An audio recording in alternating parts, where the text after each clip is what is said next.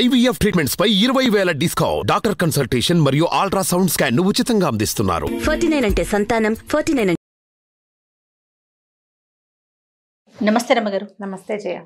రమ్మగారు, సాధారణంగా మనము కథలు చెప్పుకునేటప్పుడు కొన్ని వినోదాత్మకంగా, కొన్ని తెలివి తక్కువ, కొన్ని తెలివి ఎక్కువ, తర్వాత మంత్రులు మంచి తెలివి గల వాళ్ళు, ఇలా కొన్ని సిరీస్ కూడా చెప్తున్నాం కదా. కొన్ని మోటివేషనల్ స్టోరీస్ కూడా ఉంటాయి, అంటే ప్రేరణాత్మకంగా ఉంటాయి కదా. అలాంటి స్టోరీస్ ఏమైనా ఉన్నాయా? మామూలుగా మనం వివేకానందుల కథలు, రామకృష్ణ పరమహంస కథలు, చాణక్య కథలు కూడా మనకి ఏదో జీవిత సత్యాలు చెప్పేవి కదా. అలాంటివి కథలు చెప్పుకుందాం. కొన్ని ప్రేరణార్థక కథలు అనుకోండి, ప్రేరణాత్మకమైన కథల కింద. ఆ పుస్తకం కూడా అలాంటి పుస్తకమే. ఇది పూర్వమట ఒక రాజ్యంలో ఒక పగటి వేషగాడు ఉండేవాడు. పగటి వేషగాడు అంటే డ్రామా వేషం వేసుకుంటాడనమాట. అయితే ఇతను ఏంటంటే ఏ వేషం వేస్తే దాంట్లో ఇమిడిపోయేవాడు, ఆ క్యారెక్టర్ లాగానే ప్రవర్తించేవాడు. తాత్కాలికంగా వేసుకోవటం కాదు, దాంట్లో మమేకం అయిపోయేవాడు అనమాట, జీవించేసేవాడు. అలాంటి వాడు ఒకడు ఉండేవాడు. అయితే ఒకసారి రాజుగారి దగ్గర ఇలాంటి డిస్కషన్ వచ్చింది. ఇతను పగటి వేషాలు బాగా వేస్తాడంటే ఈయన ఏమన్నాడు, మామూలు వేషాలకి ఏముంది, సర్వసంగ పరిత్యాగి వేషం వేయి, నేను చూస్తాను నువ్వు ఎలా జీవిస్తావో అన్నాడు. సరేనన్నాడు పగటి వేషగాడు, వెళ్ళిపోయాడు. చాలా రోజుల తర్వాత ఊళ్ళోకి వచ్చాడు. గడ్డం జీబుగా పెరిగింది, తలకి ఏమి ఇది లేదు, తైల సంస్కారం లేదు. ఒక పాత బట్ట ఏదో సాధువు వేషంలో ఊళ్ళోకి ప్రవేశించాడు. అతను చూడంగానే అతని వేషము అంతా సాధారణంగా అంటే సాధువులాగానే కనపడుతున్నాడు. దాంతో ఊళ్ళో కొందరు కాస్త జనాలు, మామూలుగా అలా వేషధారణ కనపడంగానే జనాలు ఆసక్తిగా వస్తారు కదా, చుట్టుపక్కల జనాలంతా బాగా చేరిపోయారు. సాధువు గారి గురించి ఓహో అని చెప్పుకునేవారు. అయితే రాజుగారు మంత్రికి ఏం చెప్పాడంటే, ఈ వచ్చినవాడు నిజంగా సాధువా వేషధారో కనుక్కోమన్నాడు. సరే మంత్రి వెళ్ళి చూసొచ్చి, ఇతను పగటి వేషగాడేనండి, ఈ వేషం కట్టాడు, ప్రజలంతా అతన్ని సాధువుగానే నమ్ముతున్నారు, అతను అట్లాగే ఉన్నాడు, చాలా కొంచెమే తింటున్నాడు, మనిషి శుష్కించిపోయి ఉన్నాడు, ఏదో పొద్దున్న దొరికింది తింటాడు, అలా నిరామయంగా కూర్చుంటాడు, దేని మీద ఆసక్తి లేకుండా ఉన్నాడు, ప్రజంతా అతను వెంట పడుతున్నారండి అన్నాడు. సరే రాజుగారు ఏమనుకున్నట్టు, వీడి వేషం నాకు తెలీదా, ఎలాగో వేషమే, మనం చెప్పిన వేషమే వేశాడని కొన్ని సంచుల నిండా బంగారము, రత్నాలు, వజ్రాలు, ధనము, బట్టలు, పాతలన్నీ మోయించుకుని తీసుకెళ్ళి ఆ సాధువు సన్యాసి గారు కూర్చున్నాడు కదా, ఆ సన్యాసి ముందు పెట్టించి స్వామి స్వీకరించండి అన్నాడు. సన్యాసి శివ అనుకుంటూ ఒక నమస్కారం పెట్టి లేచి వెళ్ళిపోయాడు. ఏమీ తీసుకోలా, ఏమీ వద్దన్నాడు, వెళ్ళిపోయాడు. మర్నాడు వేషం తీసేసి రాజుగారి దగ్గరకు వచ్చాడు. నా వేషం మీకు నచ్చిందా ప్రభు అని. అయితే ఏమిటో నేను నీకు చూపించినవన్నీ తీసుకెళ్ళడానికి వచ్చావా అన్నాడు.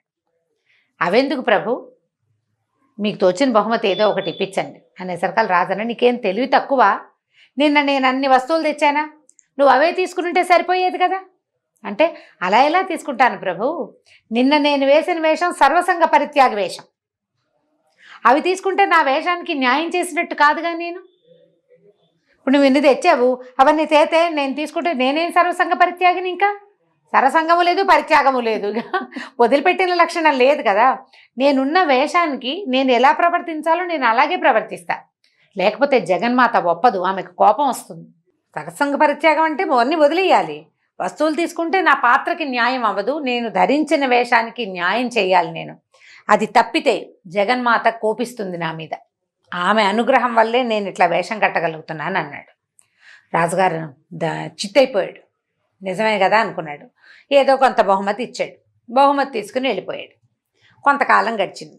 మళ్ళీ ఓసారి పగటి వేషగాడు రాజును చూడబోయాడు. రాజు అన్నాడు, రాబోయ్, లాస్ట్ టైం నువ్వు సరసంగ పరిత్యాగ వేషం కట్టావు, ఈసారి సింహం వేషం కట్టు, నువ్వు సింహంలాగా మారిపోవాలి నువ్వు అన్నాడు. అనేసరికల్లా ఇతను అన్నాడు, బాబు సింహం అంటే క్రూర జంతువు కదండి, నేను అందులోంచి బయటికి రాను, నేను క్రూరంగా మారిపోతాను, ఏవైనా ప్రమాదాలు వస్తాయి, ఏదైనా ప్రమాదమైనా నా తప్పు లేదని మీరు గ్రహించాలి, నేను ఒక పాత్ర ధరిస్తే అందులోనే ఉంటా, లీనమైపోతాను, నేను వేషం తీసేదాకా నేను అందులోనే ఉంటా, ఏ ప్రమాదమైనా నా తప్పు లేదని మీరు ఒప్పుకుంటానని అభయం ఇస్తే కనుక నేను చేస్తానండి అన్నాడు. సరే రాజు ఒప్పుకున్నాడు, నేను కాపాడుకుంటాలే, నేను జాగ్రత్త పడతాలే అన్నాడు. సింహం వేషం ధరించాడు పగటి వేషగాడు. సింహం వేషంతో సభా మధ్యలోకి వచ్చి కూర్చున్నాడు. అందరూ శభాష్ అన్నారు.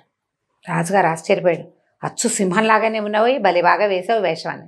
ఇంతలో రాజుగారి అబ్బాయి ఒక 5-6 ఏళ్ల పిల్లాడు ఇంత కర్ర పట్టుకుని బాల ఆడుకుంటూ లోపలికి వచ్చాడు. ఆ వచ్చిన వాడు ఏం చేశాడు, అటు వస్తూ వస్తూ సింహాన్ని, సభ మధ్యలో ఉన్న సింహాన్ని చేతిలో ఉన్న కర్ర పెట్టి కొట్టాడు. పిల్లలు చేస్తారు చూడు అలాంటి పనులు. కొట్టేసరికల్లా సింహం కర్రమని గర్జించటం ఏమిటి, పంజా విసిరేసింది.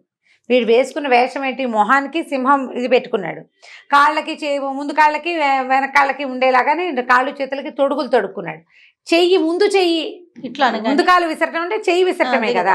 ఈ కుడి చెయ్యి తగిలేసరికల్లా ఈ పంజా ఉన్న పదునుకి పిల్లాడికి ఎక్కడో తగలరాని చాటో తగిలి రాజకుమారుడు మరణించాడు. జనాలు హాహాకారాలు చేశారు. పిల్లాడు కాస్త మరణించాడు. అయ్యో నేను ఎంత పని చేశాను, వాడు చెప్పినా కూడా నేను అనవసరంగా క్రూర జంతువు వేషం వేయించానని కుమిలిపోయాడు రాజు. మర్నాడు పొద్దున్న వేషం తీసేసి వచ్చాడు వేషగాడు. అయ్యో ప్రభు చూడండి ఎంత పని అయిందో, నేను వద్దన్నాను, మీరు వినలేదు, మీరు నాకు అభయం ఇచ్చారు కాబట్టి నన్ను క్షమించాలి మీరు అన్నాడు. రాజుకి చాలా కష్టంగా ఉంది. తన కొడుకుని చంపిన వాడిని వదిలేయటమా అనిపిస్తోంది, కానీ అభయం ఇచ్చాడు తప్పదు. చాలా కష్టంగా ఉండి ఆయనకి అన్నం కూడా తినబుద్ధి కాలేదు. అలా 2-3 రోజులు గడిచినాయి, 4 రోజులు గడిచి దిగులుగా ఉండేవాడు. పిల్లాడి చావుకి తను కారణమయ్యానని, మరణానికి ప్రతిక్రియ చేయలేకపోయానని. రాజుకు సహజంగా రాజులు ఏంటంటే ఏదైనా చిన్న తేడా వస్తే ప్రతిక్రియ చేయాలి, వాళ్ళ గుణం అది. దాంతో చాలా దిగులు పడిపోయాడు. అయితే ఈయనకి ఒళ్ళు పట్టడానికి ఒక క్షురకుడు ఒక అతను ఉండేవాడు. ఆయనకి అతనితో చిన్నప్పటి నుంచి స్నేహం, వాడు బాగా క్లోజు. ఏమన్నాడంటే, ప్రభు ఇందులో ఆలోచించడానికి ఏముంది, ఇతన్ని మన సహగమనం చేసే భార్య వేషం వేయమనండి, భర్తతోటి సహగమనం చేసే భార్య వేషం వేయించండి. వీడు సహగమనానికి వెళ్ళిపోతాడు, జీవిస్తాడు కదా, వాడు తగలబడిపోయేందుకు ఒక గట్టి ఏర్పాటు చేయండి. మీరు చంపినట్టు కాదు, చంపనట్టు కాదు, పగ తీరుతుంది, రాజకుమారుడి మరణానికి ప్రతిక్రియ కూడా జరుగుతుందని మంగలి సలహా చెప్పాడు ఈయనకి. సరే రాజుగారు ఏం చేశాడు, 4 రోజులు పోయాక అతన్ని పిలిపించారు. కొద్దిగా ఇది మర్చిపోయాక, జనం కూడా మర్చిపోవాలి చూడు, అయ్యాక పిలిపించారు. పిలిపించి సతీ సహగమనం చేసే సతిగా మారు, నువ్వు ఆ సతి వేషం వెయ్యి, నువ్వు ఎలా చేస్తావో చూస్తానన్నాడు. సరేనని వెళ్ళిపోయాడు పగటి వేషగాడు. ఒక 10-15 రోజుల తర్వాత ఊళ్ళో ఒక అనాథ శవం ఉంది, ఎవరు లేరు అతనికి. ఆ అనాథ శవానికి భార్య వేషం వేసాడు ఇతను.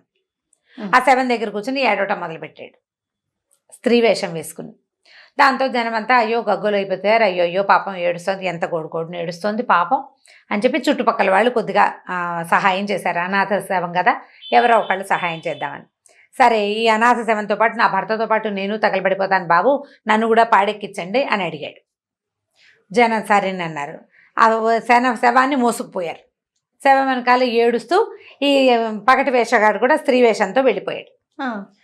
కాటికి చేరారు, శ్మశానానికి చేరాలి కదా, చితి పేర్చారు. ఈ లోపల రాజుగారు ఏం చేశాడు, ఇది జరిగిందంతా తెలుసుకుని కాటి కాపరికి ఏం చెప్పారంటే, వీడు శవం చితి మీదకి ఈ అబ్బాయిని కూడా పగటి వేషగాడిని కూడా ఎక్కిస్తారు, పుల్లలు ఎక్కువ పెట్టు, వాడు దిక్కండా చూసుకో అని చెప్పారు. చెప్పేసరికల్లా సరే బోళ్ళంత పెద్ద చితి పేర్చారు. ఈ అనాథ ప్రేతాన్ని దాని మీద ఎక్కించారు.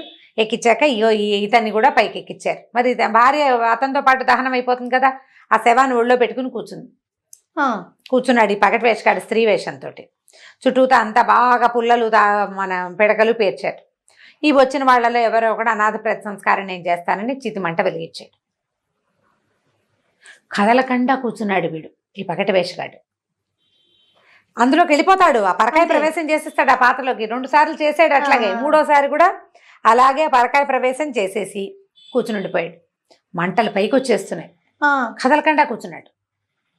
ఇదంతా చూస్తున్న దేవతల్లో అమ్మవారికి వీడి మీద కరుణ వచ్చింది. వీడు ఎంత పాత్ర పిచ్చి వీడికి అంటే దాన్నే ఒక తపస్సుగా భావించి చేస్తున్నాడు. వేషం కట్టడమే ఒక తపస్సు వాడికి.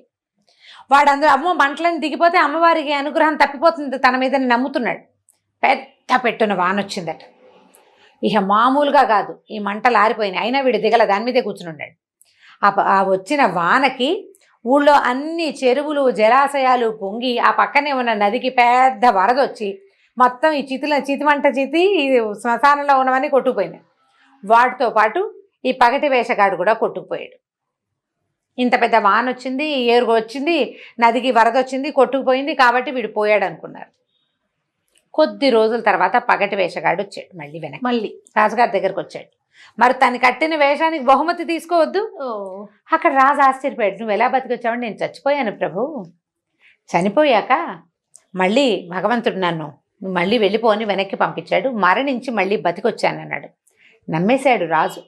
ఎందుకంటే మంటల్లో జ్వాజ్వల్యమానంగా వెలుగుతున్న మంటల్లో వీడు కూర్చుని ఉండటం ఆఖరిసారిగా అందరూ చూశారు.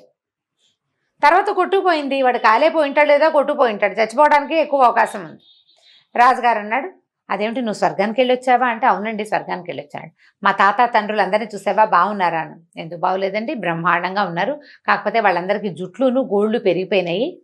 మీ ఆస్థాన క్షూరకుడు ఉన్నాడు కదా, మీ ఫేవరెట్ మంగలి, వాడిని కనుక పంపిస్తే క్షూరకర్మ చేయించుకుంటామని అన్నారండి పెద్దవాళ్ళంతాను. అందరికీ జుట్లు పాపం పెద్ద పెద్ద జుట్లు అయిపోయినాయి, దురదలు అవి పుట్టి బాధపడుతున్నారు, గోళ్ళు కూడా పెరిగిపోయినాయి అని చెప్పాడు. చెప్పేసరికల్లా వెంటనే ఒరే ఎవర్రా అక్కడ, మన క్షురకుడిని బట్టరండి, వాడు తల తగ్గొస్తే వాడు స్వర్గానికి వెళ్ళిపోతాడు, మా తాతకి తండ్రికి హెయిర్ కట్ చేస్తాడు అన్నాడు రాజు.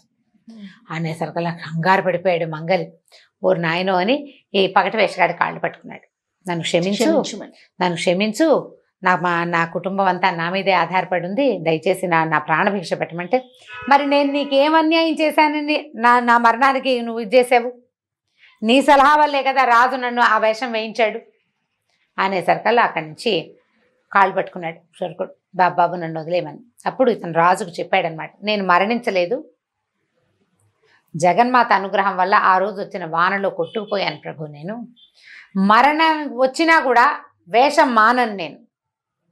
నేను ఎవరి కోసం వేషం వేశానో వాళ్ళు శభాష్ అనేదాకా నేను అందులో నుంచి బయటికి రాను. మరణం కూడా నన్ను అందులో నుంచి తేలేదు, ఇలా వేయటమే. నేను అదే జగన్మాత యొక్క కరుణ. నేను ఇంతకు ముందు వేసిన 2 వేషాలు కూడా అంటే నువ్వు చూసినవి, నేను ఎన్నో వేషాలు వేశాను. నువ్వు చూసిన 2 వేషాల్లో కూడా నేను నా పాత్రలో నుంచి బయటికి రాలా.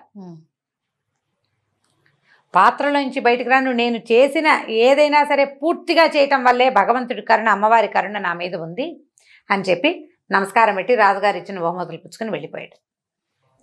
ఇప్పుడు ఈ కథ అంతా విన్నామా? ఇందులో ఉన్న ప్రేరణాత్మకత ఏమిటి అని అడుగుతావు నెక్స్ట్ క్వశ్చన్. అదే భగవంతుడు ప్రతి వ్యక్తికి ఒక పాత్ర ఇచ్చాడు భూమి మీద. అవును, మొదట కూతురు పాత్ర ఇచ్చాడు మనకి, తర్వాత భార్య పాత్ర ఇచ్చాడు, తర్వాత తల్లి పాత్ర ఇచ్చాడు, అత్తగారి పాత్ర కూడా ఇస్తాడు, అమ్మమ్మదో నాయనమ్మదో 2 పాత్రలునో ఇస్తాడు. ప్రతి పాత్రకి న్యాయం చెయ్యాలి, దానికోసమే పని చేయాలి మనం. అంతే. తల్లిగా ఉన్నప్పుడు ఆ నిబద్ధత గనక నీకు ఉంటే పాత్ర పోషణ పర్ఫెక్ట్గా అవుతుంది. భగవంతుడిని ఎక్కడా నువ్వు వెతకక్కర్లా, ఇక్కడే నీకు భగవంతుడు కనిపిస్తాడు. అమ్మవారి కరుణ మన మీద ఉండాలంటే నీ పాత్ర నువ్వు సరిగ్గా పోషించు. వీటితో పాటు మనం ఉద్యోగాలు చేస్తాం, విద్యార్థులుగా ఉన్నప్పుడు విద్యార్థి పాత్ర, ఉపాధ్యాయులుగా వెళ్ళినప్పుడు ఉపాధ్యాయుల పాత్ర. ప్రతి పాత్ర దొరుకుతూనే ఉంటుంది, మనకు అవకాశాలు ఇస్తూనే ఉంటాడు భగవంతుడు. ఇచ్చిన అవకాశాన్ని పూర్తిగా సద్వినియోగం చేసుకో, దానికి పూర్తి న్యాయం చెయ్యి. నువ్వు తీసుకున్న ప్రతి విషయానికి పూర్తిగా న్యాయం చేసే నిబద్ధత వ్యక్తులు కలిగి ఉండాలి అని చెప్పడం కోసమే ఈ కథ చెప్పబడింది. చిన్న చిన్న పాత్రల నుంచి పెద్ద పాత్రల వరకు. ఇప్పుడు ఒకళ్ళకి సహాయం చేయడానికి వెళ్ళాం, ఏదో వాళ్ళ ఇంట్లో పనికి హెల్ప్ చేయడానికి వెళ్ళినప్పుడు మ్యాక్సిమం ఎక్స్టెంట్ పని చేయాలి. ఒకళ్ళు నిన్ను సలహా అడిగారు, నువ్వు ఇప్పుడు మిత్రుడి పాత్ర పోషిస్తున్నావు, ఫుల్ఫిల్డ్గా చెయ్యి, పూర్తిగా చెయ్యి. అట్లా ప్రతి పాత్రకి న్యాయం చేయాలి. అంతే. అద్భుతమైన కథ అండి, చాలా చాలా బాగుంది రమ్మగారు. నమస్తే అండి. నమస్తే జయ. సుమన్ టీవీలో మీ పర్సనల్ అండ్ బిజినెస్ ప్రమోషన్స్ కోసం కింది నెంబర్కి కాంటాక్ట్ చేయండి.